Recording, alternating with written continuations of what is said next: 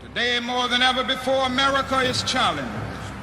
Racism and colonialism must go. It doesn't say it doesn't say all white men, but it says all men, which includes black men.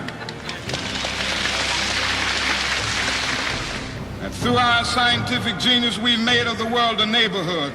And now through our moral and ethical commitment, we must make of it a brotherhood. We must all learn to live together as brothers, or we will all perish together as fools. This is what we